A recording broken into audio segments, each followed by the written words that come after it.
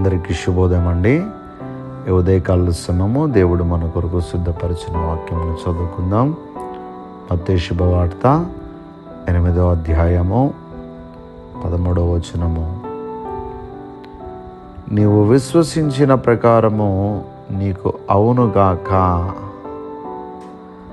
దేవుని బిడ్డలారా, యేసుక్రీస్తు ప్రభువారు ఈ భూలోకంలో ఉన్నప్పుడు అనేక అద్భుతమైనటువంటి కార్యములు చేసి ఉన్నారు.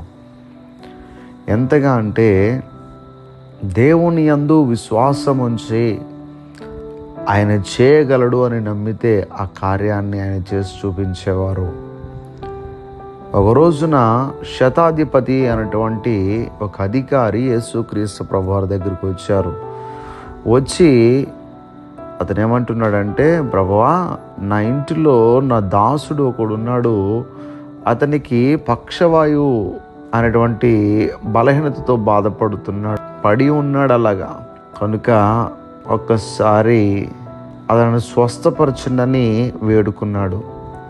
అయితే యేసు ప్రభువారు అన్నారు, నేను వచ్చి అతన్ని స్వస్థపరుస్తానని చెప్పగా ఆ వెంటనే ఆ శతాధిపతి అంటాడు, ప్రభువా, నీవు నా ఇంటికి వచ్చేటకు నేను పాత్రుడును కాను అంటాడు. అంటే నిన్ను మా ఇంటికి రప్పించుకునే అంత పెద్దవాడిని కాదయ్యా, నేను ఒక అధికారినే, నా దగ్గర కూడా చాలామంది పని వాళ్ళు ఉన్నారు అని అతను మాట్లాడుతూ ఉంటుంటే యేసయ్య ఆ మాటలు విని ఆశ్చర్యపోతారా అండి. ఏమంటాడంటే, ఒక మాట మాత్రం సెలవివ్వండి, ఇక్కడి నుంచి సరిపోతుంది, మీరు ఇక్కడి నుంచి ఒక మాట చెప్తే చాలు ప్రభువా అని అనగానే యేసయ్య మాటలు విని ఎంత ఆశ్చర్యపోతారంటే, నేను ఇశ్రాయేలులో కూడా ఇలాంటి విశ్వాసం ఎప్పుడు చూడలేదు అంటారు ప్రభువారు.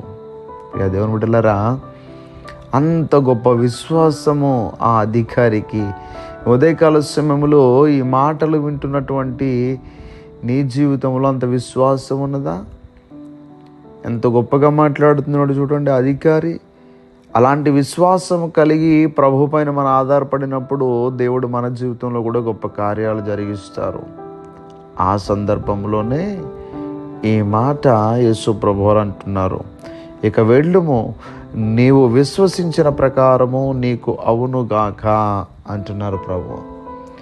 మనం ఏమైతే విశ్వసిస్తామో, నువ్వు విశ్వసించిన ప్రకారము నీకు అవునుగాక.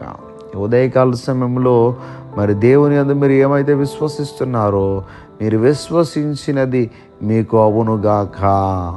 దేవుడి మాటలు దీవించునుగాక. దయచేసి ప్రార్థన చేసుకుందాం. సర్వాధికారి అయిన దేవా, మీకు వందనములు.